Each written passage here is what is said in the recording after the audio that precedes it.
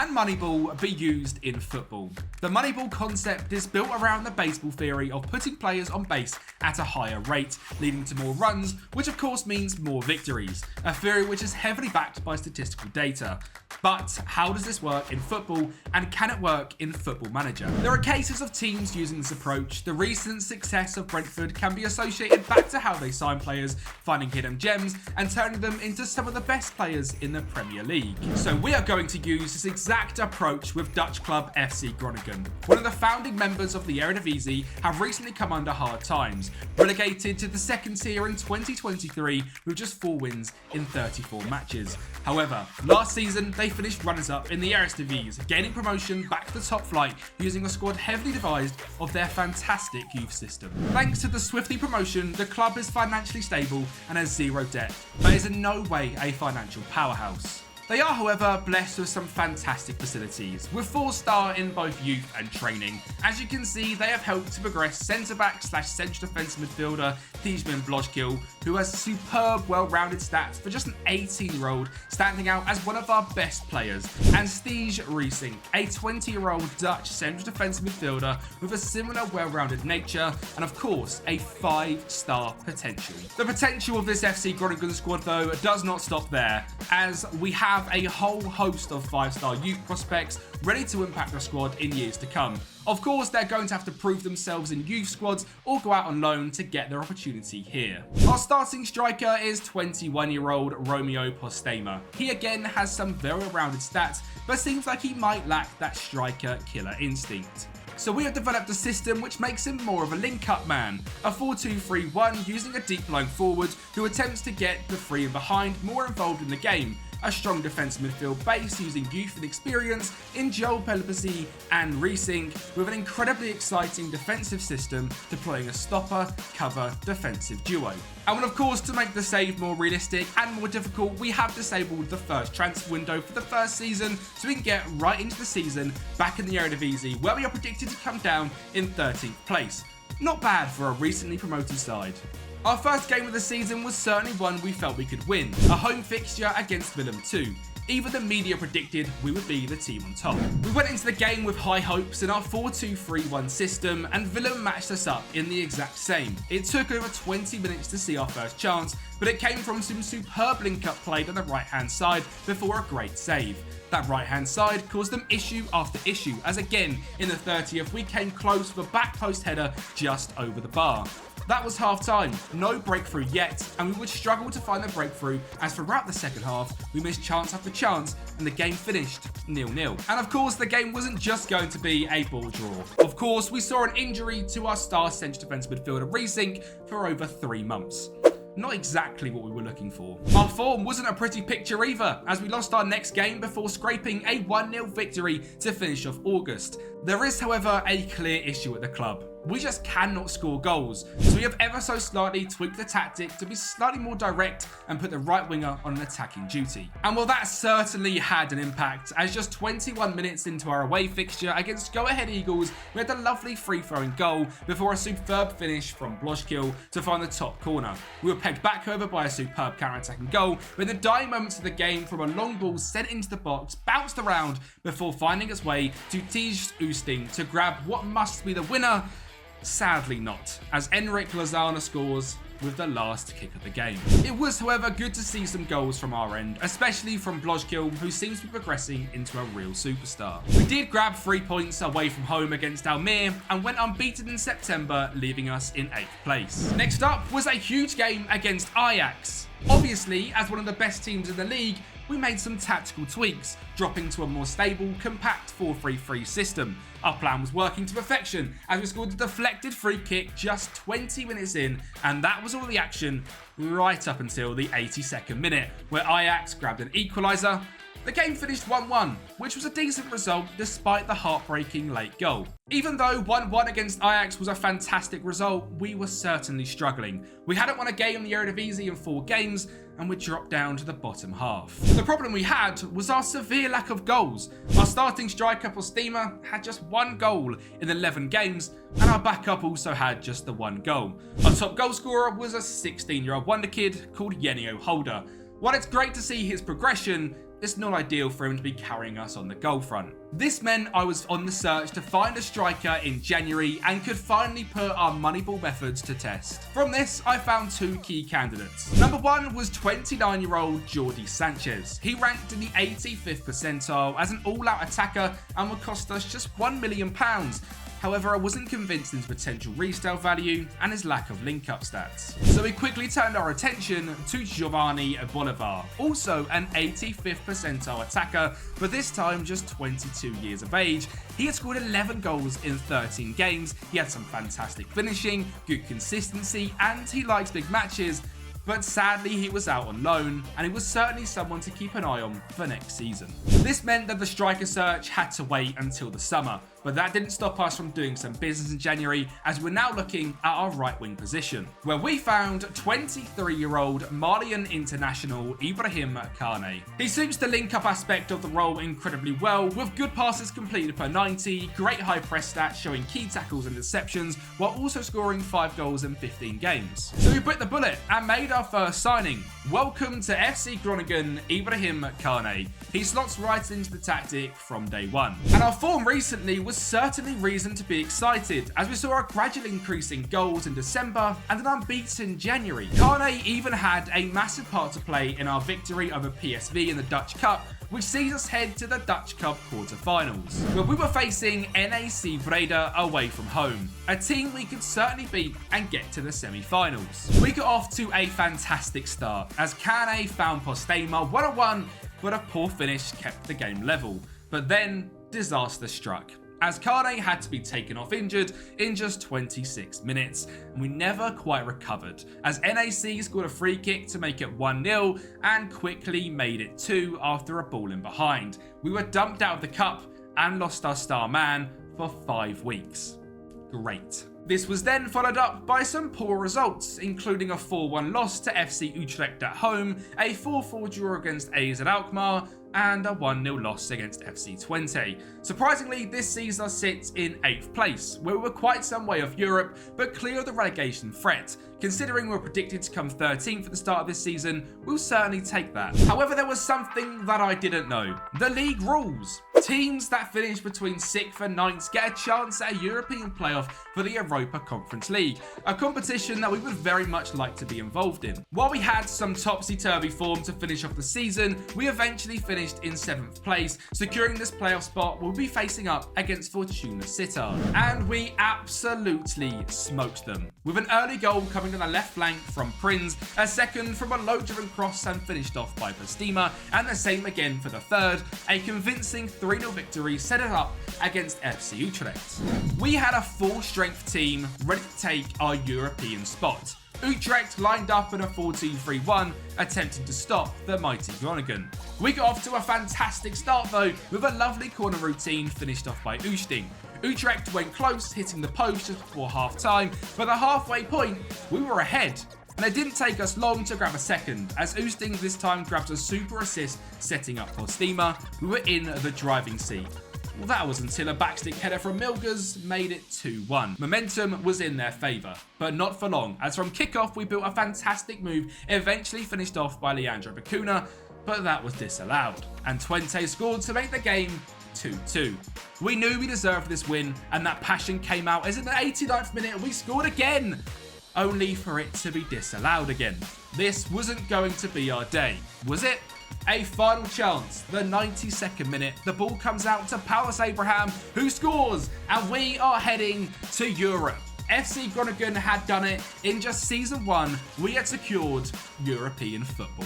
We had some serious improvements we made if we were going to compete in the Europa Conference League and the Eredivisie. We were one of the best teams in the press, but that was about it. We had the worst shots on target ratio in the whole league, which showed our poor finishing ability and killer instinct. The data hub clearly shows that we were doing okay defensively. This isn't something I'm too worried about as of our high potential back line. Our top goal scorer this season was Tijs Oosting, who bagged 12 goals cutting in from the left flank. However, our best player was in fact Ibrahim Kane, who dropped an impressive 6.94 average rating over 14 games, grabbing 2 goals and 4 assists. It was clear to see though that our striker and central attacking midfield roles goals were just not working. There wasn't enough goals being scored. Maybe it's because our current striker doesn't have the link-up ability, and he's not really replacing that with the goals either. While no one really impressed in the cam role, despite heavy rotation and opportunity. This though is where the fun starts. This is where we get into the Moneyball scouting method, finding hidden gems, players performing at a fantastic value for bargain prices. This is where Moneyball starts. Before we get into that though, make sure you are smashing the like button if you are enjoying this new story style series. We're hopefully going to be releasing around one of these every a couple of months, so if you are enjoying it, make sure you're subscribing. Of course, smashing the like button so I know you guys enjoy this style. Our financial situation isn't fantastic. You can see we heavily rely on competition prize money, which puts a lot of pressure on the team to succeed. We do have just under £3 million in transfer funds available, but only 8,000 in wage budget, which means we need to offload players and send out a lot of our younger players out on loan to bring in some income. Every time I go into a brand new season, I sort my team out looking at the tactics screen, which positions need improving and where we are looking to make a lot of upgrades. Most notably, a new striker, someone to feed him, and a defensive improvement to help keep the goals out. And well, we started our transfer journey looking at the central attacking midfield position, one of the most important in the whole system. We had two options that stood out. Number one was 22-year-old Serbian Peter Stanic. He scored 9 goals, grabbed 5 assists, and finished last season with a 7.03 average rating. He excelled in front of goal, but maybe wasn't the creative genius we were looking for. So we found 28-year-old Đorđe Ivanović. He had a great performance last season with a 7.19 average rating while having 17 goal contributions. He was performing in the top 10% in shots per 90 and assists per 90, so he was the real package. So we went ahead and we signed him for just £1.1 million from Sakachi. We now had someone to help the striker with scoring goals, but of course also assisting them. Well, we actually needed a striker that could finish them chances, and of course the one we were looking at last season was Giovanni Bolivar. We scouted him intensely, but sadly he chose to move to Empoli in the Serie A. So we turned our attention to 6'2" Norwegian striker Braut Bruns, who has elite consistency.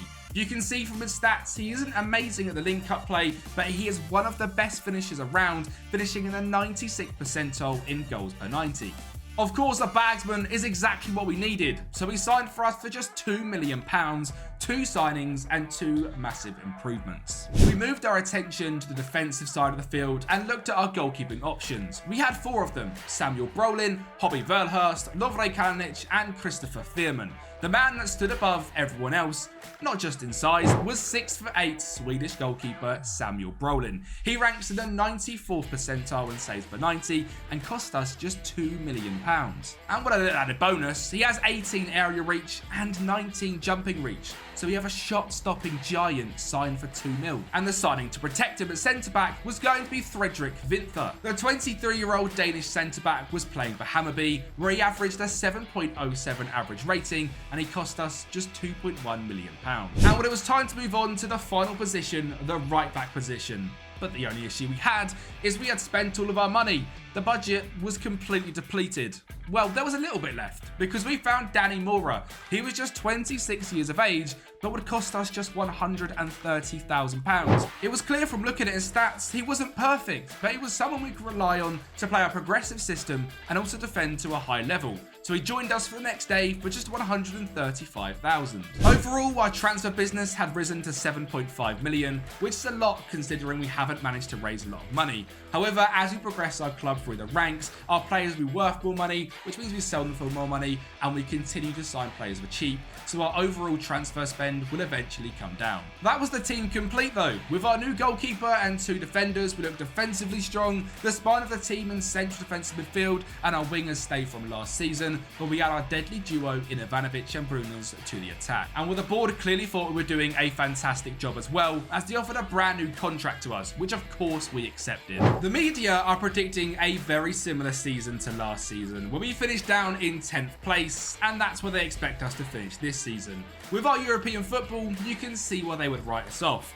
But with Moneyball, you never underestimate us. However, we may have got ahead of ourselves, as we actually have to qualify through Europe through the playoff places. And first up, we faced up against Luzern in the 3rd round, where we absolutely battered them. We went 1-0 up thanks to a lovely sweeping move for the first, before we scored back-to-back corners that eventually found the net to make it 3-0. The final was a showing of Rebuilt FC's pure strength and determination to grab the fourth and see us into the final playoff round against Hapoel Beersheva, where we conceded early on before levelling things up inside 20 minutes, and then we eventually got humbled, conceding 4 goals and could only score 1 for ourselves, meaning we were knocked out of European football, which clearly we just weren't ready for yet. So again, this year was going to be all about the Eredivisie and the Dutch Cup, and next season could be about European football, but we've got to qualify there first and we've got to start the season strong. The first game of the Eredivisie was away from home against Fortuna Sittard, one we would have certainly struggled in last season. We set up in our trusty 4-2-3-1 with 5 debutants kicking off the season, and it's safe to say luck was on our side as a deflected effort from Fredrik Winther found the back of the net just 4 minutes in. Sittard had their chances as Brolin was tested throughout the first half, but a scream of a free kick from Riesing found the top corner for 2-0. We nearly saw Rebuilt FC grab his first of the season as well, but he was taken back for offside, but that didn't matter. 2-0 away from home to start a season is probably the best we could have expected for. And well, that was just the start. We were unbeaten through August, picking up 2 wins and 2 draws, and we'd fixed our goal scoring issues, with scoring 2 goals on average per game. September had a couple of difficult games, most notably against Ajax, where of course we were set to go a goal behind, but we were back ahead after a fantastic finish by Big Brow and an assist from that man Ties Oosting.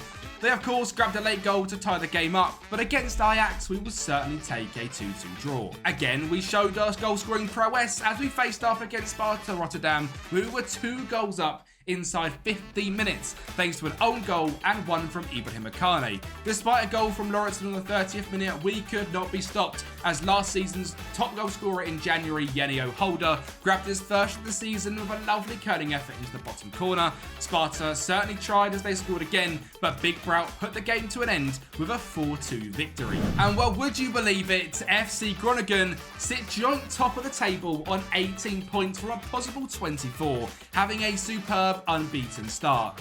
Could we be about to upset the odds and really challenge for the Eredivisie? Well, if we wanted to win the league, these were the games we were going to have to show who we were. Away against Feyenoord, we nearly took an early lead thanks to an outrageous pass from Winther, found Ivanovic bearing down on goal, but it was saved by Bilo.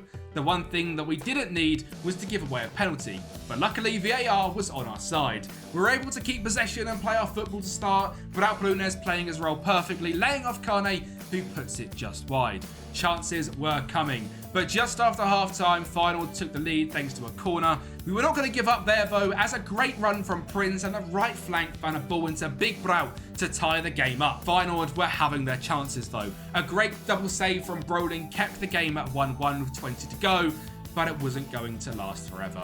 Our unbeaten streak ends as Timber scores and Feyenoord win 2-1. Heartbreaking scenes for FC Groningen. We also played PSV in October, where we held them to a 0-0 draw, and also FC Utrecht away from home. We were simply incredible. A 5-1 smashing with a whole host of goals scored, including a brace from last year's star man Ties Oosting and another for Big Brout. 12 games in, we were sitting just 7 points away from the top of the table, an unbeaten Feyenoord. This was going to be the last time though we were in touching distance, as in November we lost both of our games 2-0, scoring 0 goals. It has to be said though, the strength of the Eredivisie is certainly getting better, as AZ Alkmaar had Bobby Firmino up top. This was going to be a very difficult journey, not just to overtake the Eredivisie, but of course the eventual goal of winning the Champions League. There was a clear top 4 emerging at the top, so our goal was to finish 5th place and be considered as best of the rest. And well, quite frankly, that wasn't going to be helped thanks to our up and down form in December. We lost to NAC Breda, we beat Roda JC before drawing to Almere and losing to Pek Zwolle. This was not what I would class as top 5 form. The major plus side for the season though was clear to be seen that our goal scoring issues had been fixed. Rebuilt Brunez has been an absolute game changer. 11 goals in 21 games is a stark difference to last season's strikers. Sadly though, even though we were in January, there was no money to help improve the team. Finances really weren't looking great, and we really needed to guarantee that we had European football next season, or maybe even a trophy this season. We had already knocked out Feyenoord and Go Ahead Eagles to get to the quarterfinals of the Dutch Cup, where we blew away NEC thanks to a brace from Big Brout, but of course both goals assisted by Oosting before the favour was returned, and a lovely finish sending us into the semi-finals. We would be lucky enough to face up against second tier side Triple V Venlo. A game that certainly should have been easier, but we did run away 2-0 winners, and we set up a cup final against Ajax in April. Time for some good form to set us up. Yeah, maybe not. Our form was absolutely shocking. 3 losses and 1 draw. We now find ourselves with a lot to do and our team in a rut. We sit in 10th place, 6 points away from our target of 5th. We simply couldn't go into that final in poor form. So we had a team meeting, encouraged the lads, and they answered. While it was lucky, we still got the 3 points in a 2-1 victory over Utrecht, a convincing victory over Go Ahead Eagles, and a 1-0 win over FC20. Thanks to them, we were back in the European race. But it was time for the big one. The cup final. We decided the best chance we had was to play our way, to play our 4-2-3-1 system against Ajax's 4-3-3. Could we upset the odds and win a trophy in our second season? Just 3 minutes in, Brian Brobery had a chance, but he was denied by Samuel Brolin. But a miracle came our way in 27 minutes as Renato Sanchez clattered into Valente and we got a pen. It was clearly tucked away by Ivanovic, the best start we could have hoped for. That was the first half in the books. There was very little action in the first half, and as things stood, FC Groningen were winning the Dutch Cup. We knew Ajax would come out strong in the second half. We just couldn't stop them, as Angel Di Maria grabs a goal to tie the game up. But what a response we had as we collect the ball before eventually it ends up with Joel Pelipasi on the edge of the box, who scores an absolute screamer. Could we potentially hold on? No. No, we couldn't. A mistake at the back sent Broby through to tie the game up, and again it was a slippery slope from there as Zendeja scores a wonderful effort to make it 3-2, and while we sent everyone forward, Ajax grabbed a penalty and won the game 4-2. Now, I have always been taught that when you lose in a cup final, you stand there and you watch the other team lift the trophy. While you may be upset, it makes you hungry to be what they are in 12 months' time. We will be back. Despite the heartbreak, we had to finish the season off strong. We needed as many points as possible to get back to 5th place and guarantees European football for season 3. So of course we lost to AZ Alkmaar, who, to be fair, are 4th place in the league by quite some distance. We then played NAC and dispatched of them thanks to 2 goals from our new signings, Kane and Big Brout, proving once again that the Moneyball signings are just fantastic. We then drew 0-0 against Roda, which took us into the final game of the season. We were 2 points clear of 6th place. Anything other than a loss and we were in European football for season 3. It was Almere that stood in our way and we were 2-0 up in no time at all. While they did grab a goal back, we were just simply too strong and we ran away 3-2 winners. We had secured 5th place and Europa League football was coming to Groningen next season. The main issue at the start of the season was the pure lack of chances created and lack of goals scored. And it's safe to say that with a 1.71 goals scored per game, we certainly fixed that. Big Brown ran away with our golden boot, scoring 21. Behind him, it was shared between Oosting, Ivanovic and Kane, our deadly attacking midfield trio. Oosting again grabbed MVP of the season with a 7.12 average rating, grabbing 21 goal contributions. So season 2 was in the books then. We had finished in 5th place, securing ourselves as the best of the rest in the Eredivisie and getting to a Dutch Cup final.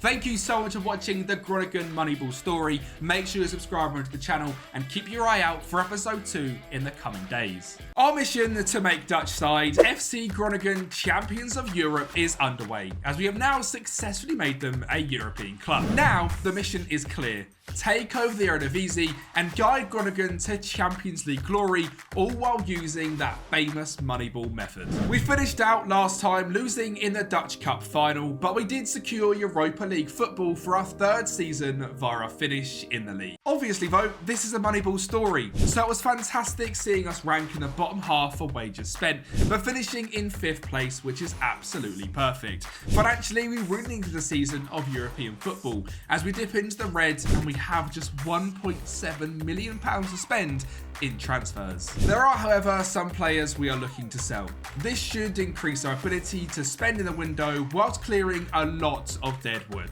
We do also need to take into account, however, our fantastic youth system. Look at the new striker on the block, Joey Matthias, who at just 17 years of age looks like he developed into a goal-scoring machine, and of course, Zeus in Cam. Slightly further back in development, but certainly one to keep an eye on. For this summer transfer window, the only positions I was looking to improve was our wingers. Looking to improve the output we get from them while rotating in with players we signed last season will certainly help. So of course, we head to our Moneyball spreadsheets to try and find our brand new star player. And it's got to be said, there was one player that stood head and shoulders above the rest, Abner Zeneli. He was great in front of goal. He was ranked in the top 2% for dribbles made and ranked highly in all defensive actions. The best bit, he was available on a pre-contract. At 30 years of age, this is the perfect deal.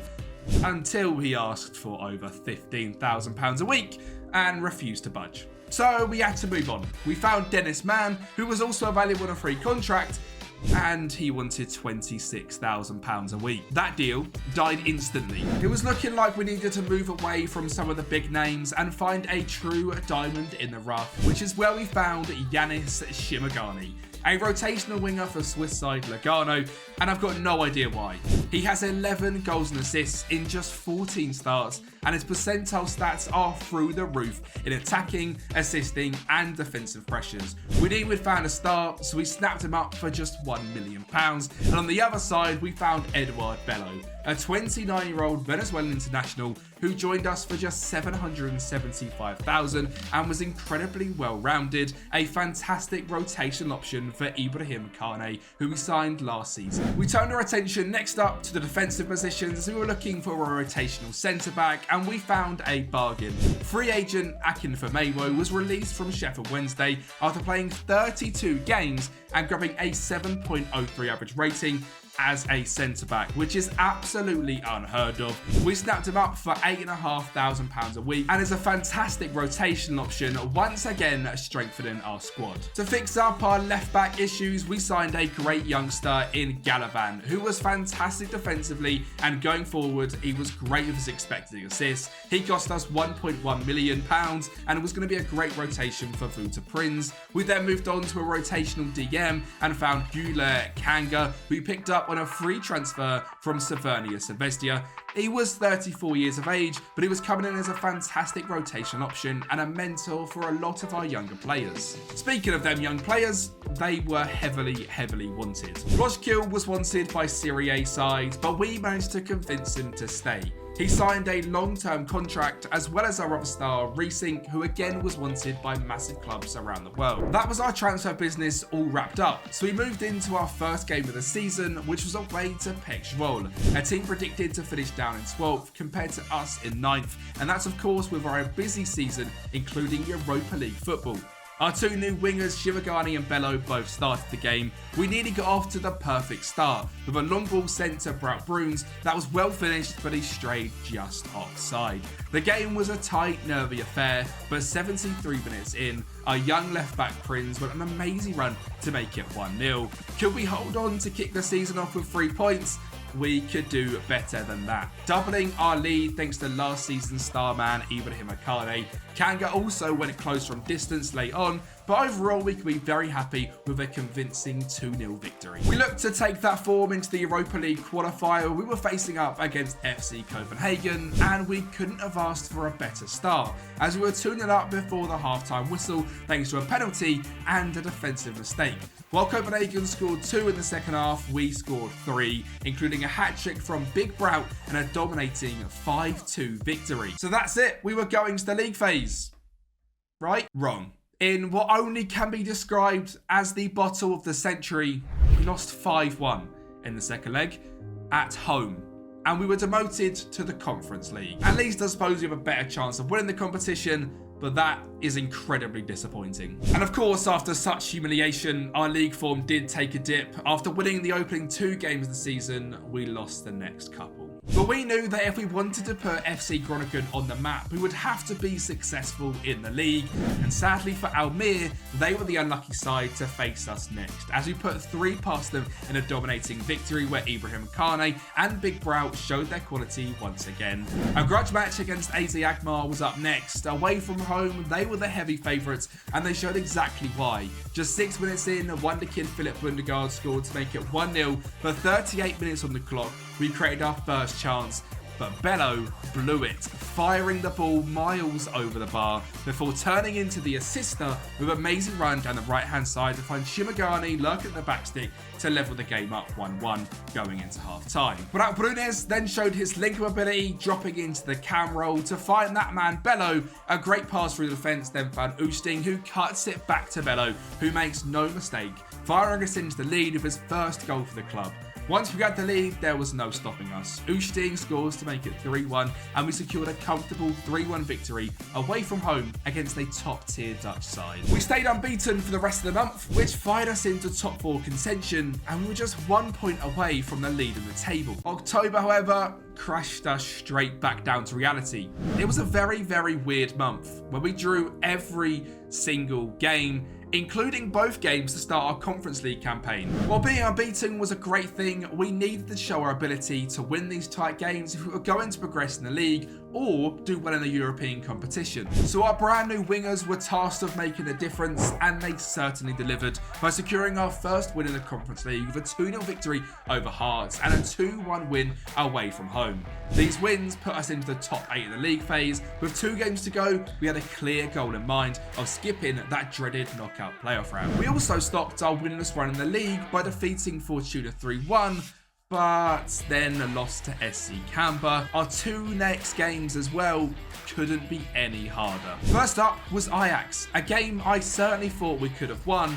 At least that's until we went down to 10 men thanks to Shimagani grabbing a straight red. Overall, we done quite well to not get embarrassed and only lost 1-0 thanks to an Angel Di Maria wonder free kick. And that was only game number 1, because up next, of course, was Feyenoord, and they were top of the table and we were away from home. However, maybe this one would be different. After just 14 minutes, a lovely sweeping move saw Big Brow bearing down on goal and putting us 1-0 in the lead. But who was I kidding? Feyenoord were just too good. They hit us on a deadly counter-attack, finished off by Santiago Jimenez, and they secured all 3 points thanks to that man scoring once again. Them defeats left us already 14 points off the top of the table, languishing down in 5th place once again. And with our massive fall off, it opened up a space in the top 4 for a surprise package, and that team was Vitesse Arnhem. We can see exactly why, as well, as they were who we faced next up, and in just 30 seconds they took a 1-0 lead. But this was going to be one of the games of the season, and hopefully a turning point for us, because before we knew it, we were 3-1 up before half time. They did peg us back to 3-2, but a great ball from Kane to find Oosting made it 4, and we scored a 5th thanks again to that man Vuta Prinz, who eventually finished the game 5-3 in what was an absolutely mental game. Our form in December was actually okay. We stayed unbeaten in the league once again, but sadly, due to a loss to Lille in the 6th game in the Conference League, we dropped down to 11th place in the league phase, meaning we'll be going to do it the hard way. We wanted to get far in Europe, we needed to go through the knockout playoff round, and then the round of 16, the quarterfinal, the semis, and then of course the final. In the league, we had jumped above Vitesse Arnhem, and we're only 2 points behind PSV in 4. It's got to be said, this isn't exactly how I expected season 3 to go.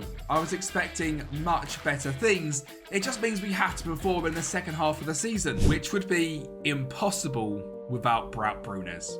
Parma had an offer accepted at 6.75 million, which matched his release clause, and we were doomed. Until Big Brow rejected the chance to play in the Serie A and stayed at the club that believed in him. Big Brow was doing his best to become an FC Groningen legend. Someone who wasn't performing as good as we expected, however, was Edouard Bello. The signing of just 775,000 hasn't quite turned out as well as I expected, so when we got an offer of 2.5 million from the same club we brought him of just 6 months later, was an absolute no-brainer. £1.8 million profit in 6 months. We'll take that. And to be honest, I decided against replacing him because our wingers this season have been doing brilliantly, especially youngster Yenio Holder, who had got 10 goal contributions this season already and really stepped up to the first team job. And you can see we didn't miss him much in January as well, as our form was absolutely fantastic. 4 wins from 4 and back in the top 3 chase, just 4 points off of Ajax in 3rd. But it was now time to turn our attention to the cup competitions, where we were in the quarterfinals of the Dutch Cup once again. This time we were facing up against PSV, who took an early lead thanks to Sebastian Heller, but young star Yenio Holder showed exactly why we believed in him, with his elite composure levelling the game up before we took the lead thanks to a back post header. PSV of course tied the game up after a goalkeeping error found Yuri Tillemans of all people, but in the 92nd minute PSV had a nightmare of their own as Big Brout scores to make it 3-2, and we are heading to the semi-finals of the Dutch Cup once again. We were facing up against FC20 and we were massive favourites for this game, and you can see exactly why, as on the stroke of halftime a fantastically worked corner routine ended up falling to Akinfenmewo to give us the lead. However, Twente pulled one back. A great move to the left-hand side before finding Michael Vlap in the middle made it 1-1, where the classic Groningen luck came in. A handball from Van Bergen was awarded thanks to the lovely VAR, and Big Brout stuck it home to make us winners. We were heading to the final for back-to-back seasons, where of course we'll be facing up against Feyenoord. That is all to come later on in the episode though, because next up is the Europa Conference League, and in the draw we were given Serie A side Como, who had the almighty rise themselves, getting European football in just season 3. The first leg was away from home and we kept the game tight, but we did end up losing 1-0 thanks to a Mark-Oliver Kemp goal from a header at the back post, meaning we had it all to do in the second leg. And within just 27 minutes, a centre-back of our own was the hero, as that man Fenmewo once again scored from a corner, but Como played some stunning football. They came down the right-hand side before finding Belotti to make it 1-1 and gave them the lead back in the tie. We needed to show some magic of our own, and my God, Đorđe Ivanović, last season's signing, scored an absolute screamer, levelling the game up once again. We then took the lead thanks to wonder kid Joey Matthias scoring his first ever professional goal, and we ran away with it from there. A wonder goal from Ibrahim Akana made it 4, and we grabbed a 5th as well thanks to youngster Samuel Dikos. 6-2 on aggregate, and we were flying in to the round of 16. And as a little added bonus, we had also won both of our games in the league as well, strengthening that fight for the top 3. Yenio Holder was on red hot form. He grabbed a late winner against Hercules, and despite doing the same against Utrecht, they got a later late winner in the 94th minute. After that, we finished March with 2 wins and 1 draw in the Eredivisie. If we could stay unbeaten and get past the round of 16 Getafe opponents, that would be absolutely massive. It was certainly a tight, cagey affair, but Ibrahim Akane scored from the spot before Getafe levelled things up to make it 1-1. And well, I wish there was more I could do to hype this up, but sadly there's a little bug in Football Manager where it doesn't quite show penalties correctly. So we were through to the quarterfinals thanks to a 0-0 draw and a win on penalties. It is what it is. Sadly I can't show much better than that, but we were going to be facing Trabzonspor up next. They lined up in a 4-4-2, which was very different to what we've faced all season, but that didn't seem to faze us, as 35 minutes in we were 1-0 up, until VAR broke our hearts. Ray Minaj then puts them 1-0 up from close range, and they grabbed a second as well thanks to Trezeguet scoring a back post header. We were on the back foot, and sadly it's also the home leg. We gave ourselves a fighting chance as Blockshield scored to make the game 2-1, but that's all we could do. The second leg we had to go to Turkey and upset the odds. We started off doing exactly that as well, as a great move found Oosting in the box to make it 1-0, but in the 92nd minute, Trabzonspor scored. The game finished 1-1 and 3-2 on aggregate, which means we go tumbling out of European football. For our first attempt in European football, I was quite happy. We'd beaten a Serie A side in Como and a La Liga side in Getafe, and only fell short to a top-tier Turkish side in Trabzonspor, all while staying in the top 5 of the Eredivisie. Sadly, due to the heartbreak of falling out of European football, we did lose our next 2 games in April. A tight 1-0 loss to Ajax ended up all but securing us 5th place in the league, as it was 6 points off 6th and 4th. Or that's what we thought. Because despite a humbling from Feyenoord in the league, oh yeah, the cup final. Feyenoord are just too good. They smacked us 4-0 in that too. Anyway, we don't need to talk about that. Back to the league. It wasn't just us in bad form. AZ were given a rough run-in.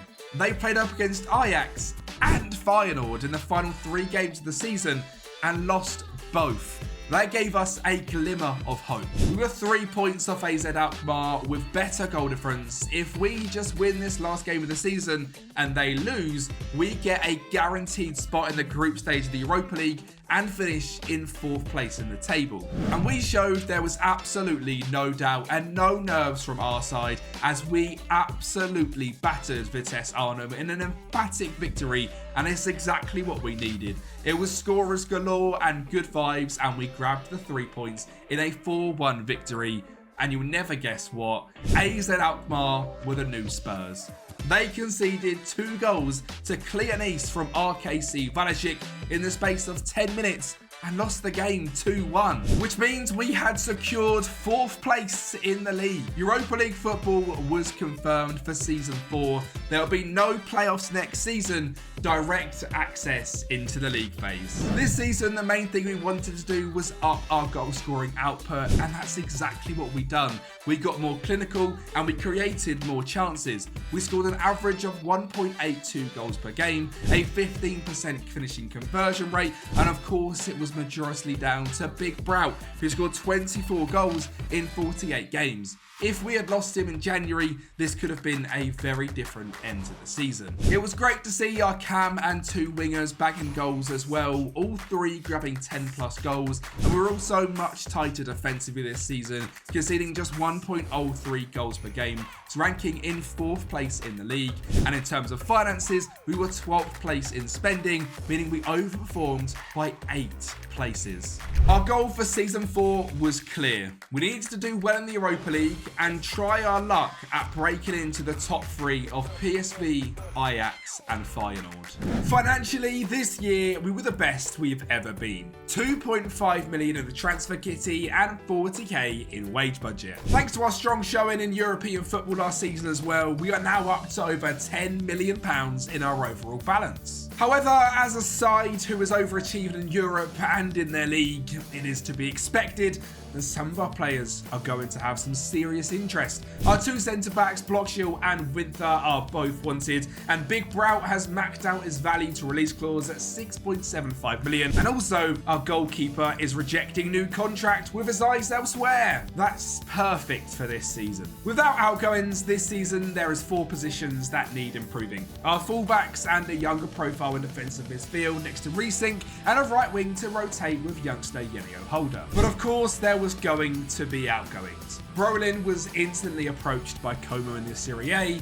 This time he rejected them, but West Ham came calling. He was off. They triggered a release clause for just £5 million. And of course, he wasn't the only one. Team in Blockshill had an offer we simply couldn't turn down.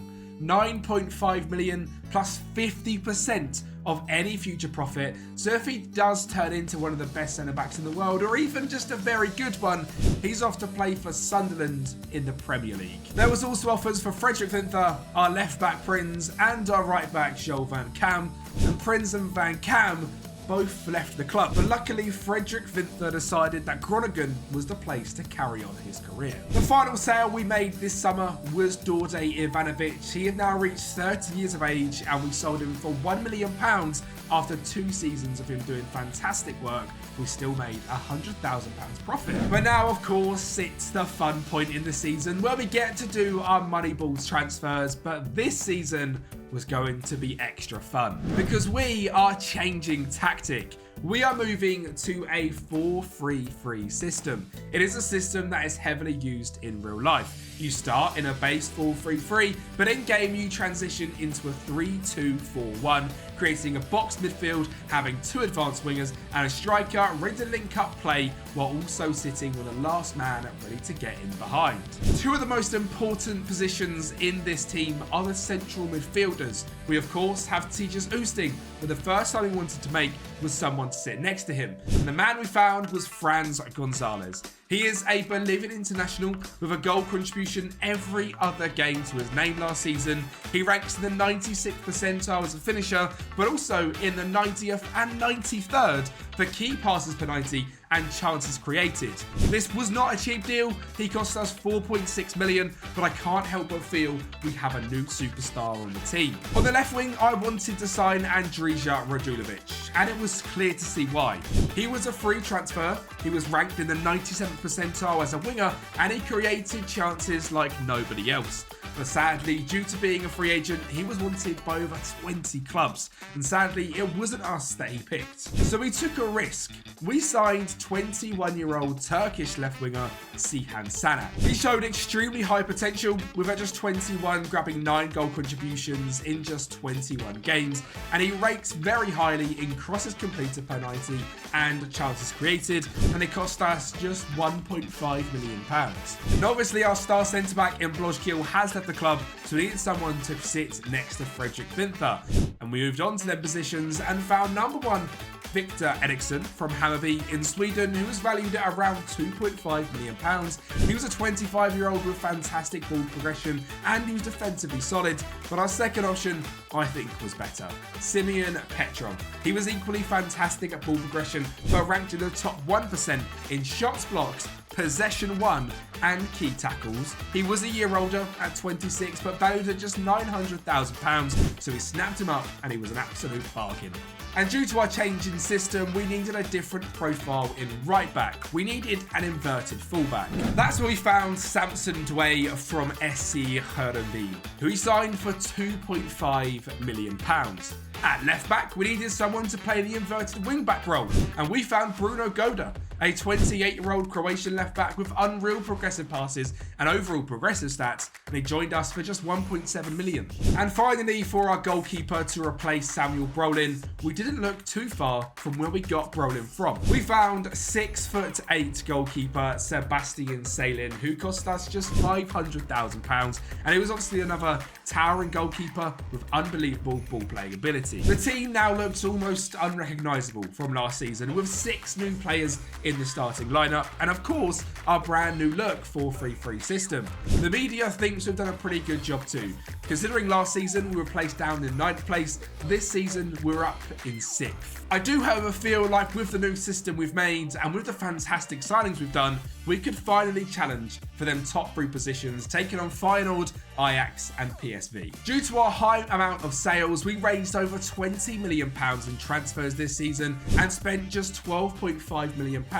And given how well the media think we've done and how well we have rebuilt the team, I think that's a pretty good showing of how well the Moneyball method can work to really rebuild a side even if you have some star players leave. But now it was time to kick the season off, and of course Big Brout would be injured for the majority of August. Luckily though, we do have wonder kid Joe Matthias. He came through last season and he stepped up to the plate, scoring in a 1-0 away win to start the season. And game number 2, well, it was up against Ajax. And within just 30 seconds to our second game of the season, you can see exactly how the system sets up. A clear back three with our right centre back, our middle and the left centre back, the 2 in midfield being a left wing back and a DM, the 4 in behind the striker. The plan has worked, but how would it fare against the top 3 sides? To be honest, pretty well. Petrov starts the attack, finding Goda, who finds an outrageous pass through to Franz Gonzalez, who knocks it down for Joe Matthias to finish with an emphatic volley, putting us 1-0 up. That really couldn't have shown the tactic off in a better light. Ajax though did show their quality, and it was Renato Sanchez linking up with Dor Tugeman to make it 1-1, but a ridiculous 2-footed challenge from behind gets Wolf sent off in a straight red, and we take that with an advantage. A penalty awarded in the 96th minute of the game on a push on Kane, who of course stepped up to the spot and secured the mighty Groningen all 3 points. To finish off the month of August, we put 4 goals past Sparta Rotterdam and beat NAC 1-0 in the 91st minute. We were 3 points clear at the top of the table after just 4 games. Could we seriously do the unthinkable and lift the Eredivisie this season? Well, it's got to be said, it was another incredibly dominating display against Hercules. We bagged 5 goals past them, but up next was an away time against PSV. And well, sadly, Big Brout was still recovering from that injury he picked up in pre-season, so Joey stayed up top in what could be a massive chance for him to stake a claim for that starting striker position. So of course, Resync decides he's going to bring down their striker in the box, give them a penalty, and of course, they dispatch the penalty. Not an ideal start against one of the best teams in the league. But our new system was absolutely cooking, and while it did take us all the way to the 70th minute, we finally scored thanks to a screamer from that man Yenio Holder, and we grabbed a last gasp winner thanks to Franz Gonzalez, who burst into the box and pokes home to give us another 3 points and carry on our ridiculous form with 6 wins from 6. The Europa League also started this month, and we won both games 5-0. We were away against Panathinaikos and also played against Ferencvaros. Sadly, we did get our first loss in the season. It was a 2-0 away to FC Utrecht. But we were still sitting joint top of the table, and the data hub was looking better than ever. We were scoring so many goals. It was new signing Franz Gonzalez that has made a huge difference already, scoring 6 goals already this season. And while the form showed no sign of slowing down, throughout the month of October we were amazing.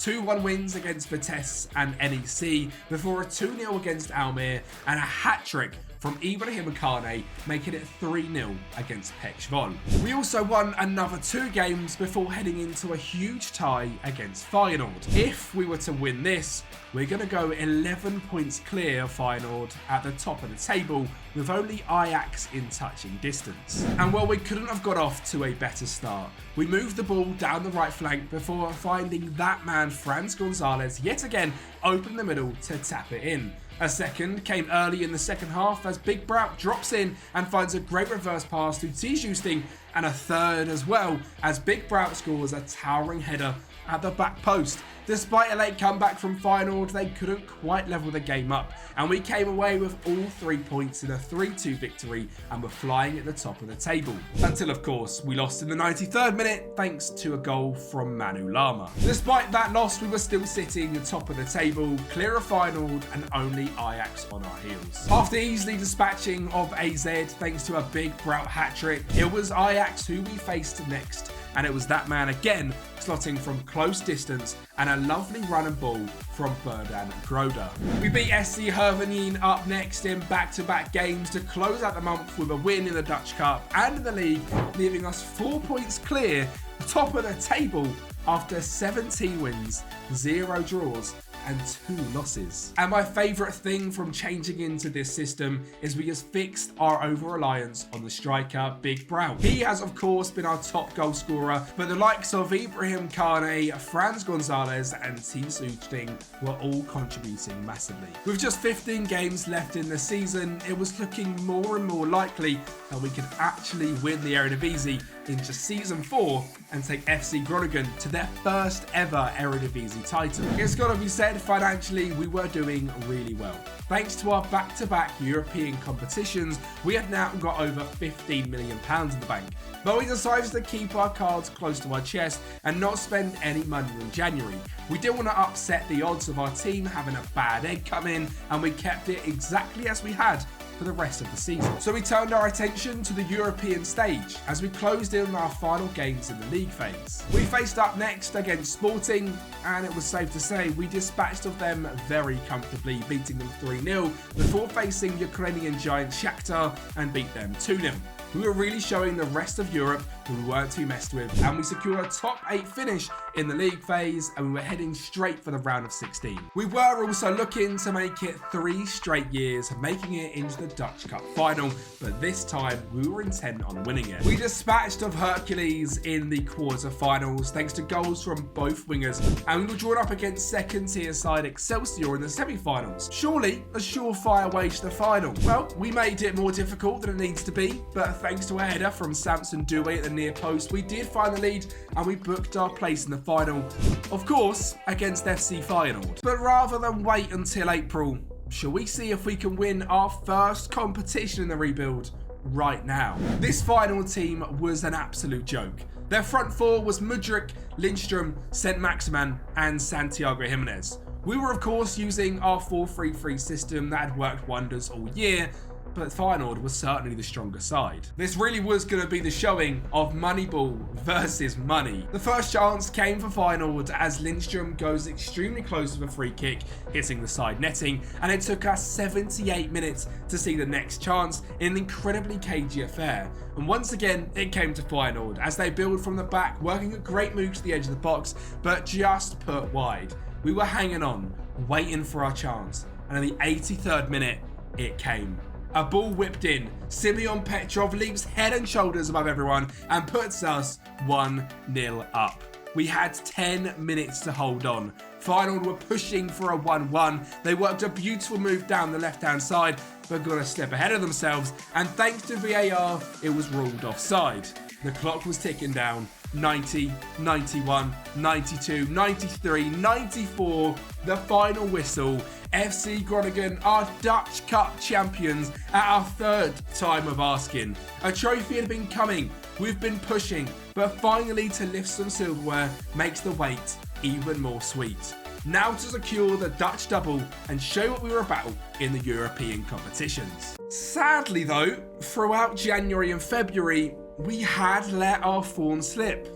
We could beat teams like PSV, but throwed easy points away in the loss to Hercules and 2 draws against Go Ahead Eagles and FC Utrecht. And that brought not only Ajax back into play, but the dreaded Feyenoord. And with that team they've got, it was not going to be easy to keep them at bay. And well, the one thing we didn't need right now was European football, especially facing up against Italian giants Napoli in the round of 16. To be honest, I wasn't hopeful. This season was never about winning a European competition, it was simply about showing how good we had become, challenging in the Eredivisie and lifting our first trophy. And well, we'd already done that, and I was very happy with how the season had gone. So we went into this game with 0 expectations. But I didn't want to see a 4-2 loss in the first leg, given the fact we now had a 2-goal deficit, taking things back to the Europa. We did, however, put up a very good showing. Big Brunes scored early on as they made a defensive mistake, and Sihan Sanak scored by dinking the goalkeeper, and a long-range effort from Franz Gonzalez meant we scored 3, but sadly we couldn't keep them at bay. Despite the 3-2 win, we lost 6-5 overall in aggregate, but against one of the best sides in the competition. This does, however, certainly show that we were ready to take the next step into the Champions League, as we lost to one of the best teams in the Europa League and a team that would easily play in the Champions League. Would we be going there next season though as champions of Holland, or as a team that bottled it and finished in the top 3? Well, if our form was to stay like this, we were going nowhere. Another 2 draws and Feyenoord were on top. We had severely bottled our league. With just 6 games to go, we needed to get back on winning ways, and we done exactly that against Pekshvol, as Big Brow and Shihan Sanak scored in a 2-0 win, but dropped another 2 points against FC Emmen. But lucky for us, FC Feyenoord were also not on great form. We were tied at the top of the table on 71 points, with 4 games remaining. We put 3 goals past a struggling SC Canberra in a massive game, but up next was the game of the season, away from home against Feyenoord. Surely the winner of this game wins the title.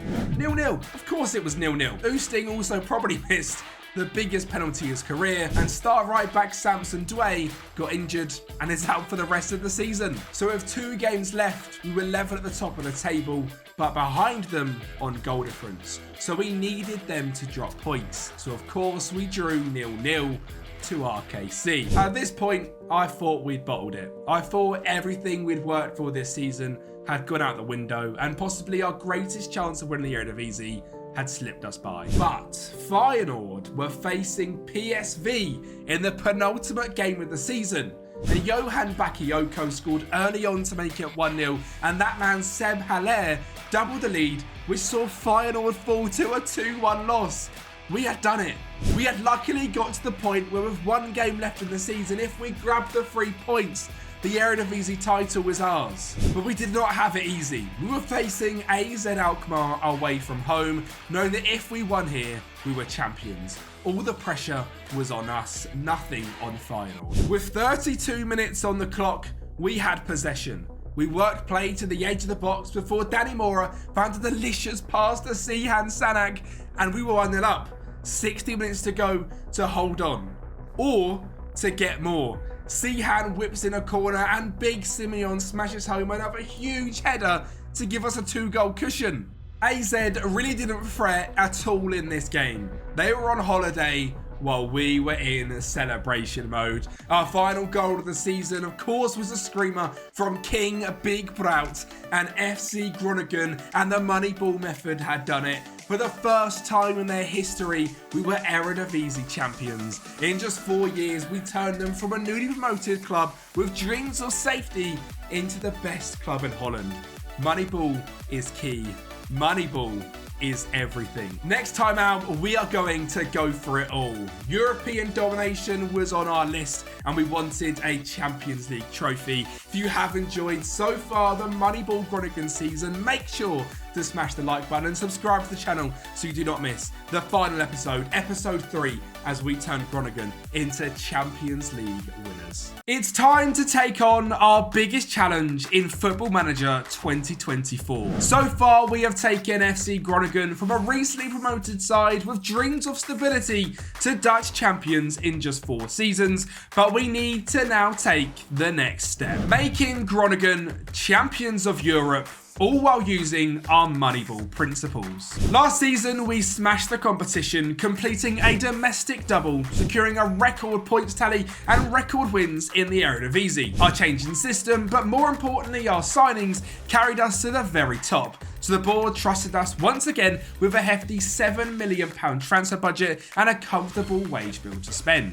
There was only one first team position I really wanted to improve, but I felt in the backup positions, the defenders and the attacking midfielder role really needed improving. And well, because there was only really one main position I wanted to improve, we went big on a central defensive midfielder. It was the one we really needed, and after scouting far and wide, we found Michael Zepa, a 28-year-old who had experience, consistency, and some fantastic metrics in progressive passing and his defensive work. He was one of the most expensive signings we've made yet in this rebuild series at 4.2 million, but he massively improved our starting lineup and was a much better option than Reesing. As for the attacking central midfield position, of course, last season we signed Franz Gonzalez and we found Pontus Darbo to take the backup role to him. He was 21 years of age, but ranked in the 99th percentile for open play key passes, and he looked like a supreme talent. Onto the defence, there was both Kofi Barma, signed from Motherwell, who was a fantastic progressive defender, but also amazing defensively,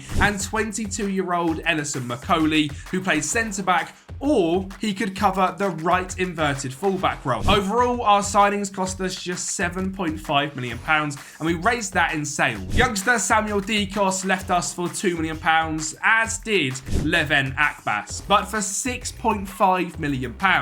Neither player really broke into the first team in recent seasons, and for that sort of money, we can't really turn it down. Akinfenmewo also left the club for £1.8 million, and to be honest, for a player we signed for free just last season, just under £2 million was way too good to turn down. Of course, the media hadn't predicted us to retain our title this season. In fact, we were placed down in 5th place, but do they ever learn? No. Our team, to me, looked stronger than ever, and I truly believed we were going to go for a special season. Of course, this season was our first time in the Champions League. However, we'll get to that later on, because our schedule started in the Eredivisie with 3 fairly easy games before facing up against AZ Alkmaar away from home. And to be honest, we started the season exactly how we finished the last, with Big Brout dominating teams left, right and centre. He scored a brace in the opener. We then beat FC Emmen 2-1 and Willem 2 3-1 before our crunch match against AZ. And to be honest, they got off to a simply fantastic start. In just 7 minutes, they grabbed the lead thanks to Berg, one of all players, really showing the Eredivisie is growing fast. We shot back, making it 1-1 thanks to another goal from Big Brout, but AZ were no slouches. We gave right winger Lado way too much space as he eventually finished off a mazy run to give them back the lead. Surely we couldn't lose to our challengers to the top 3 already. Of course not. Big Brout got us up back to level terms before a chaotic last-minute winner was eventually finished off by last season's left-back signing Goda. A 3-2 victory doesn't show the whole story, however, because we were simply incredible. Away from home, we held 68% possession, we had double their shots and a 2.98 XG, all against the team that were breaking into the top 3.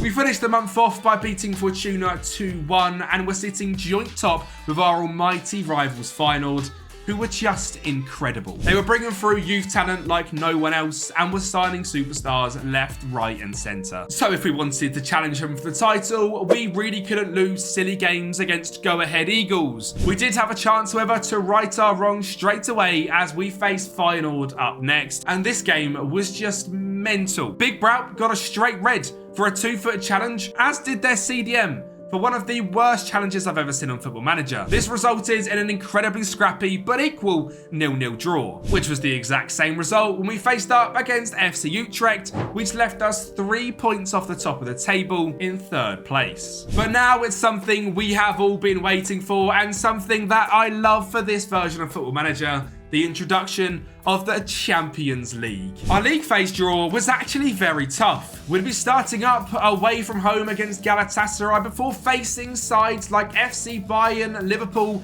and Borussia Dortmund later on in our journey. Our first game, under the lights, away from home in Turkey. One of the most intense atmospheres football has to offer as we head into the classic welcome to hell Galatasaray environment. The pressure was on right from kickoff as they had their first chance just 3 minutes in on the left-hand side as they whipped a dangerous ball to Mauro to head home and give Gala an early lead. It took us quite some time to settle into this game, to be honest. A corner eventually worked its way to Dway on the edge of the box, but he blasted it over, and within minutes of that chance, Galatasaray again worked the ball on the left-hand side and across found Icardi once again to make it 2-0. It really wasn't the start I wanted for our first game of our Champions League campaign. And despite a whole bunch of tactical and personnel changes, it took us all the way to the 93rd minute to have our breakthrough, but it wasn't going to be enough. Despite the goal from Yeno Holder in the 93rd, we had lost 2-1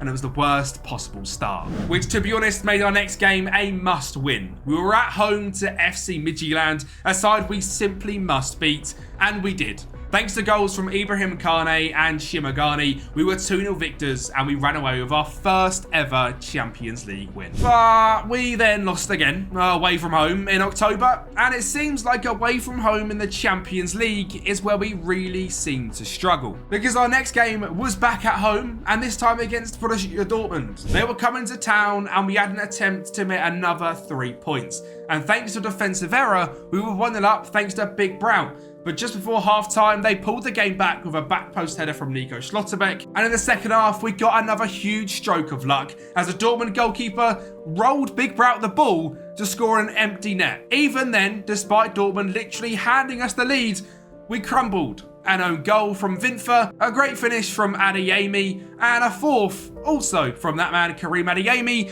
showed the golfing class between the two sides. Big Brout did finish the game off, grabbing his hat-trick in the Champions League, but it might go down as the worst of all time, as it was another Borussia Dortmund error. We eventually lost the game 4-3, and also got battered against Liverpool in a 2-1 loss. So 5 games into our Champions League campaign, it was looking rather rough. We were already 3 points away from the top 24, which guarantees playoff football, and left to play was Lyon, Rangers and Bayern Munich. However, we're going to play all of them later on in the season because we need to get back to the league. And just as a reminder, we are 8 games into the Eredivisie and 3 points away from final. Despite FC20 not having a single shot all game, we couldn't break the deadlock and drew 0-0, dropping yet more points. Even better, up next was a doubleheader of Ajax and PSV. However, it did seem now that in our 5th season, we had learned exactly how to beat teams like these, and we ran away 3-0 victors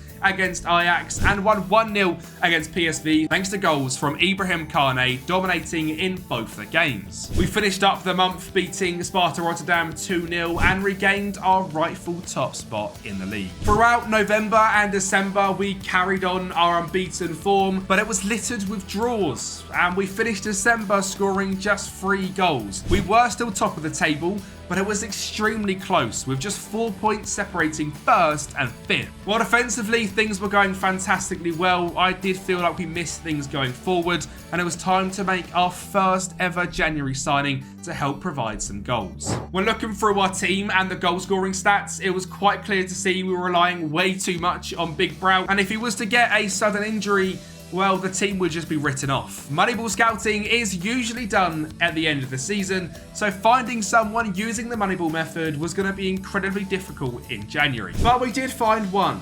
Romulo Cardoso was a 25-year-old winger who was ranked in the top 2% as an attacking winger and the top 1% as a playmaker. He was someone that could come in and facilitate the attacking midfielders and strikers to score more goals, and he joined us for just 1.5 million. He looks absolutely fantastic. While he didn't instantly come in and solve all of our goal scoring issues, I think he will over time. We were unbeaten again in January, which makes it now 3 months without a single loss in the league, but there was still just way too many draws. If we had won even half the games we had drawn, we would be top of the table by 7 points. But it was now time to talk about the Champions League once again and to finish off these final 3 games. First up was our game against Lyon. At home, we needed the 3 points, and we did exactly that, scoring 3 goals, including a brace from the man Tige Oosting. We then went away from home to face Rangers, a tough place to go on paper, but once again, with goals from Kane and Big Brow after he scored an outrageous volley,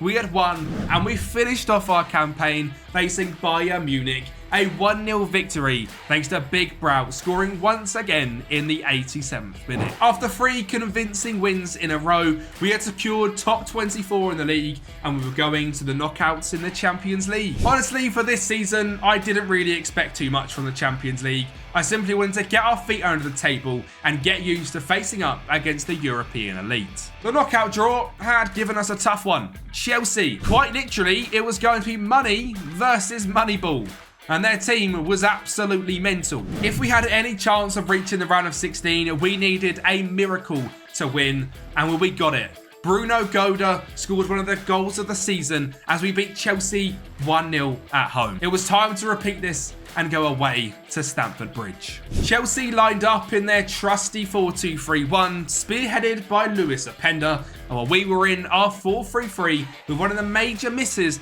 being Oosting in the midfield. And just 3 minutes in, the man that scored that screamer in the first leg was forced off due to injury. That didn't stop us, however. We had our first chance in the game just 3 minutes in as Gonzalez goes close thanks to a well-worked chance, but Chelsea were no pushover. 20 minutes in, they levelled up the tie thanks to Christopher Nkunku, and while we kept them at bay all the way until the 76th, Nicholas Jackson found a delicious ball to find that man Lewis Openda to make it 2-0, and we were officially going out of the Champions League. While we tweaked the tactic, we tried to go out on attack down the wings. It just wasn't enough. We lost the game 2-1 and we were out. It was heartbreaking stuff, but it meant we had our chance to really go for it in the Eredivisie this season. And it means that next season we can compete in the Champions League with the top teams in Europe once again. I've also not mentioned the Dutch Cup yet. We lost to AZ in the second round. So our full focus really was on the Eredivisie, where we won 5 games in a row. Every single game in March and the 2 so far in April. The league, however, was still incredibly tight, with Ajax just 2 points away from us. And guess who we had next? Ajax away from home. It was always going to be a difficult game, but we took an early lead thanks to Kane finding Big Brout. However, it was going to be tough. There was a reason they were second, and Tugman scored in the 18th minute, and a great run from Rijkoff to the left-hand side found Renato Sanchez at the back post to make it 2-1. We were down, but we were never out. When you have a Big Brout, you have a chance. He scored again, and the game finished as a 2-2 draw. And up next, of course, was PSV, which we struggled with instantly, because in 41 minutes, Chimagani got a straight red card, and we were down to 10 men. We held on till the 60th minute, but a screamer from Schouten went in, and we couldn't get back into the game. It was a 1-0 loss, and we'd officially slipped off the top of the table. Ajax were first, but we did have a game in hand with 6 games left to go. Even though we weren't top, I did severely fancy our chances, as the running we had for the rest of the season was very easy. The title was ours for the taking. And all despite drawing that game in hand, we won every single game right up until the final game of the season, which left us 2 points clear of Ajax, who were the only team that could catch us. We had 2 losses all season, which was incredible, but due to having double the draws of Ajax, we hadn't run away with the league. Certainly something I want to address in the summer. But for now, it was a huge game against 6th place Pek Zwolle, and the league wasn't guaranteed, because if we drew the game and Ajax won, they would lift the title due to their superior goal difference. But we came out firing in this game. We wanted to win the league in back-to-back seasons after winning it for the first time in the club's history. At 17 minutes in, Gonzalez fed Big Brout to make it 1, and a second was close by as just 90 seconds later, we scored again, this time a long ranger from Big Brout. Chimagani scored the third of another screamer, and the fourth was a lucky own goal, while the fifth was the final, was Big Brout to grab his hat-trick on the last day of the season. The title was ours once again. We were no longer the small side that upset the odds. We were back-to-back champions, and officially FC Groningen and Moneyball was on the map. This season, statistically, I was incredibly happy with our defensive work, especially given we conceded the least goals in the league, as we conceded just 20 all year. But scoring goals, as mentioned in January, is something that I am quite worried about. I think if we really want to challenge for the Champions League, we need a huge summer and to find some true diamonds in the rough to get the team to the standard of lifting the European trophy. The board had given us over £10 million in transfer budget to spend and a serious £114,000 in wage budget, but we weren't going to move away from our Moneyball methods. I want to win that Champions League trophy, but I want to win it our way. To fix our goal scoring issues, I've identified a few positions. The attacking midfielder one and our left wing position were the ones I want to improve. Franz Gonzalez had gone a little bit missing last season, grabbing just 5 goals, but certainly he has a place as a rotation midfielder. However, Yanis Chimagani had failed to impress in the season gone, with just a 6.87 average rating. It was time to sell him and make the profit we could make. There were sadly some other players also that I was looking to sell. Gavalan, Petrov, Volante, Riesing and star wonder kid Yenio Holder were all up for sale. Some just simply aren't good enough, and some haven't quite reached the dizzy heights I once hoped. We were lucky enough to sell pretty much every single one of them and raised a grand total of £9.8 million that we could reinvest into the team, meaning our budget was now over 20 million. And well, first up was our option of the left inverted wing back position. We wanted to improve massively, and we found Sanabria, and he was simply fantastic. He could even play in central midfield, so inverting from that left back role was quite simply his game, and his stats showed that as well. He ranked in the top 10% as a deep-lying playmaker, but he would cost us a hefty £6 million, and for a left-back, that was just too much. Especially when we stumbled across a free agent, David Colina. He had just completed an incredibly successful loan spell at Rekia, grabbing a 7.08 average rating, but his parent club Palermo had decided against keeping him on the books.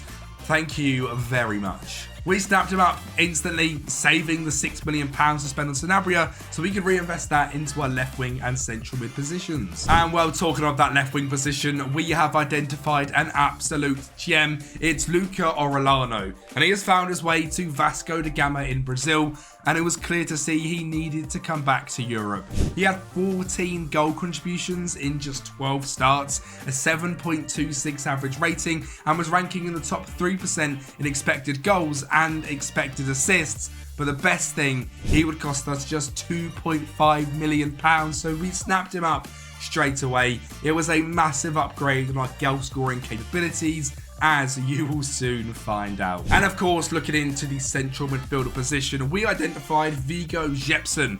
He did only have 7 finishing, but he had something to the team that no one else quite does: legs. He was incredible in his pressing game, which would massively facilitate the likes of Oosting, Big Brow, Ibrahim Kane and Orellano to focus on putting the ball in the back of the net, while Jepsen just ran around like a madman. All signings were done for just £3.73 million, and as the boards showed, they were buzzing as well, all on the B-, and our final signing was that of Seframovic, who came in for just £700,000 while impressing at his parent club Sakaci in Serbia. That was the team complete. The squad was ready.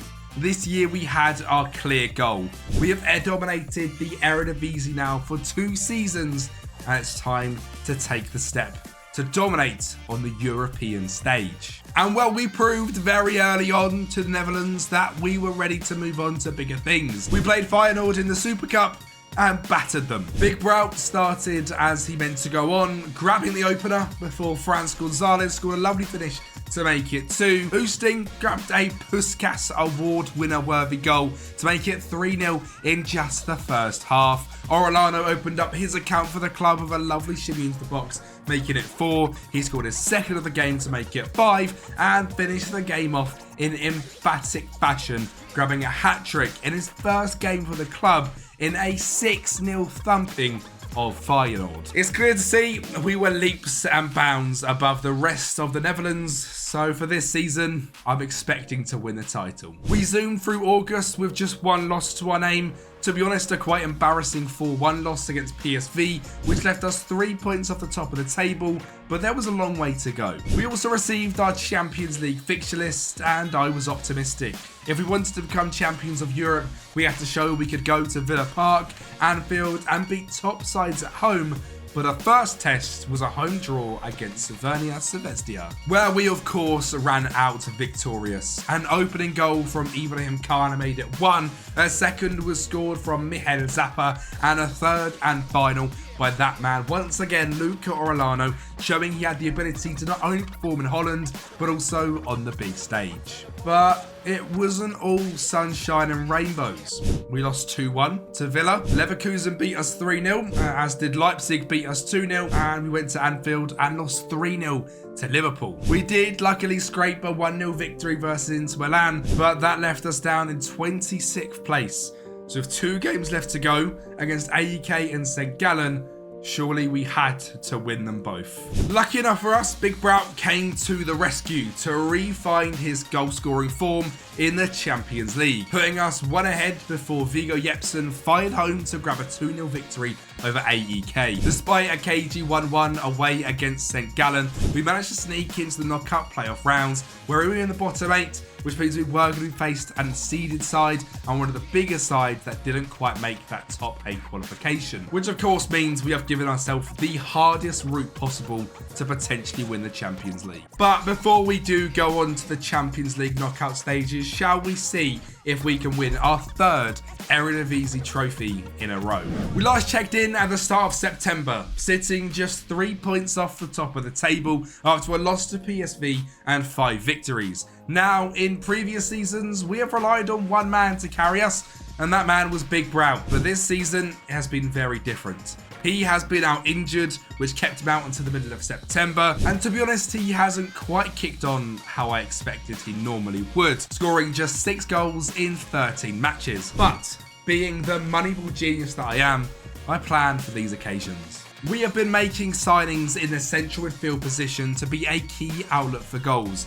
Pontus Darboe, who we signed last season's rotational player, has been outstanding. Viggo Jepsen, with his 7 finishing, has been chipping in, and also Franz Gonzalez is back to his best goal scoring form. But that's not all. We made the decision to sign 28-year-old Luca Orellano, which seems to be an absolute masterstroke. Whether it's off the left, off the right, it does not matter. He will find the back of the net and leads the team with Big Brow in goals this season, but you can clearly see the rest of the team was also picking up massively in the output, which despite Big Brow's slow start means we still sit in second place, just 2 points away from current leaders Ajax at the midpoint in the season. PSV have somehow fallen all the way to 8th place, and Feyenoord are a whopping 5 points behind us. Our defensive quality this season had been huge once again. If you don't concede, you don't lose games. And we had conceded just 1 goal over the next 2 months, with our only points dropped in a 0-0 ball draw against Ajax. They were also on red hot form though, outscoring everyone and still 1 point ahead with just 6 games left to play. We had a pretty easy run-in, with our hardest game being AZ at home, whereas Ajax had to go away to PSV in the penultimate game of the season, and they were fighting to keep their European dream alive. And to be honest, we absolutely battered the opposition. Well, Big Brout battered the opposition. He scored goal after goal and eventually grabbed 7 goals in them 5 games, leading us up to the final day of the season, having won all 5. Did Ajax do the same, or was fate in our hands to grab our 3rd trophy in a row? Ajax had bottled it. Not only did they drop points to PSV, they also drew to NEC, meaning all we had to do on the final day of the season was draw, and the title was coming home to Groningen once again. And to be honest, there was no better way to see us win this title. Orellano opened the scoring, our signing of the season, before the GOAT of this series, Big Brow, grabbing another brace to make it 9 goals in 6 games to finish the season and make FC Groningen champions of Dutch football once again.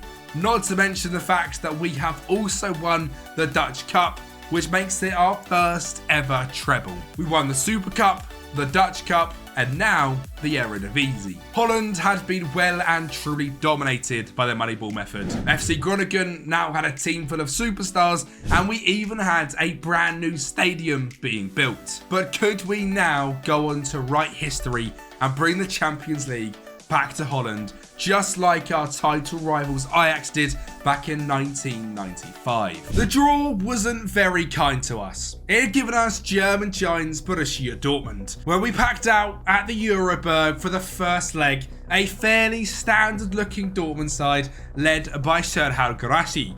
We were full strength and ready to take on Europe's elite. It was a tight, cagey affair. The first chance falling to Dortmund 60 minutes in, but Salin stood firm to keep Clem's effort out and keep the game level. And that's how the game stayed.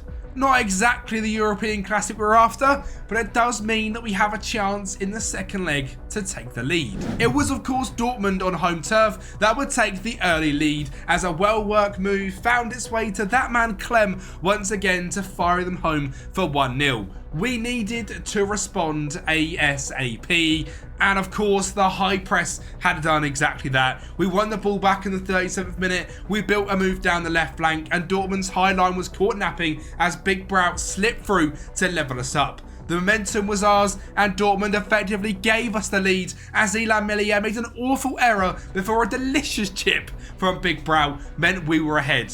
The second half was nervy, countless Dortmund chances and countless saves from Salin, but they just couldn't get the leveller, and we ran out as we beat Dortmund 2-1 and head to the round of 16, where of course we were drawn up against another giant, this time the old lady of Juventus. Again at home to kick things off, but this time there would be goals. 2 long-range efforts from Big Brow and Pontus Darboe got us off to a fantastic start, and it was nearly 3 if it wasn't for Trafford saving Oosting's penalty. Juve did grab a goal from Timothy Weah to make it a tight game, but in the 97th minute, Ibrahim Akane once again stepped up in a big moment and all put the tie to bed making it a 3-1 victory. In the second leg, they did score. They made it 1-0 in just 3 minutes, but this Groningen side was strong, and that was their only goal, and we win 3-2.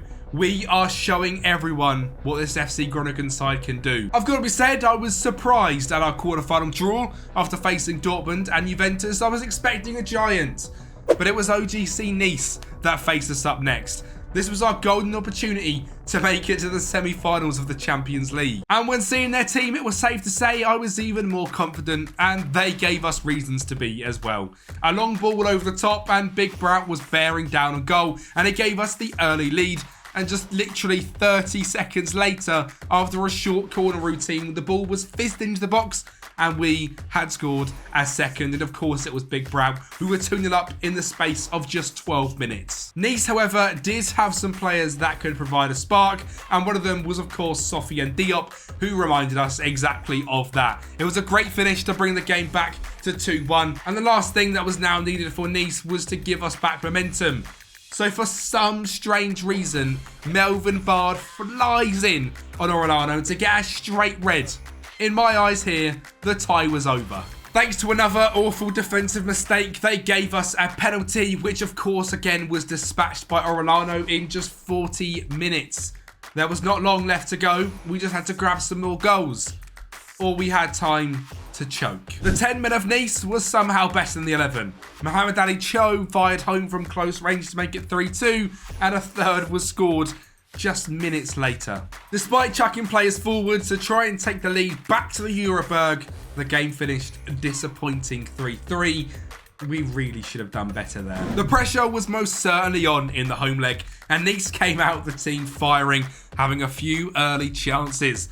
We had to make tactical tweaks ASAP to drop the line to stop the pace of Cho in behind, and it seemed to work, as we were the ones to take the lead in the tie. Big Brout carried the ball down the left before finding the ever-present Oosting to fire home. Nice, though, showed once again that they were no pushovers, levelling the game up and sending us into the dreaded extra time.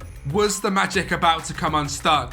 Or were we going to make it to the final four? Of course, there was magic left in the tank. And who else than this season's star signing, Luca Orellano, to send FC Groningen to the semi-finals in the Champions League. We would end up facing the winner of AC Milan and Manchester City.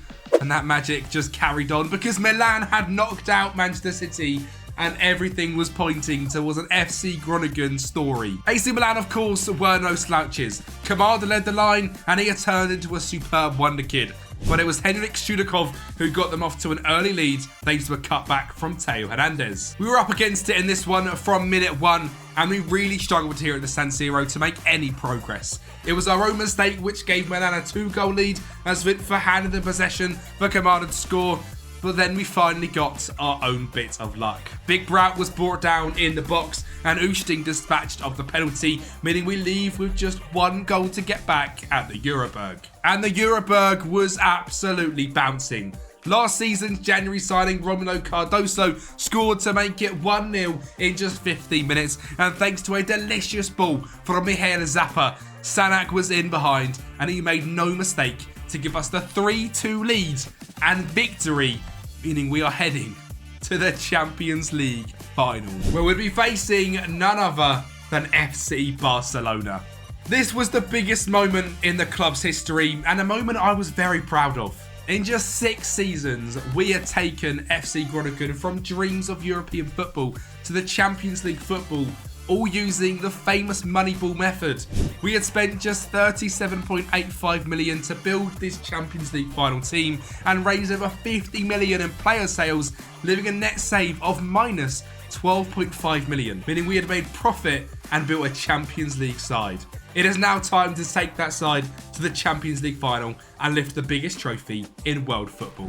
Barcelona lined up in a ridiculously strong 4-2-3-1, led by Vitor Roque, Yamal and Pedri. And of course, Groningen lined up in our famous 4-3-3, with Big Brout leading the line, Sanak off the left, but Cardozo starting on the right due to an injury to Orellano in the final game of the season. The players lined up, the Champions League anthem was blaring out, and we were ready to win this. Just 1 minute on the clock. Barcelona attempting to build up from the back, but wait! The high press of Pontus Darboe wins it back, and he scores a screamer to give us the lead. That's the icing on the top of his fantastic season. Barca, however, were incredibly strong. Just 14 minutes on the clock, and it was a classic Barcelona move. A bit of tiki-taka, and Vitor Roque scored. But VAR shows he was offside. The luck was with us until we gave away a penalty. And of course, Dani Olmo scored. Not the mistake we needed in the biggest game of our history. The game was cagey and we really struggled to create, to the point we had just one shot in the entire first half. But it's not about shots. It's about goals, and my word. Pontus Darboe, the Swedish king, had bagged a second, and that was the cherry on top of the icing of the cake. 2-1. We just needed to hold on. The time tumbled down. Barca couldn't make a chance, and FC Groningen had done it.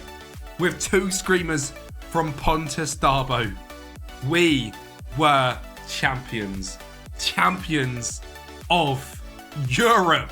Thank you so much for following the FC Groningen Moneyball story as we turn them to Champions League winners in just 6 seasons. Make sure you're smashing that like button and getting ready for some more Football Manager madness in the coming months as we look forward to FM25 and of course the end of FM24. Thank you so much for watching. Like the video. I'll speak to you next time.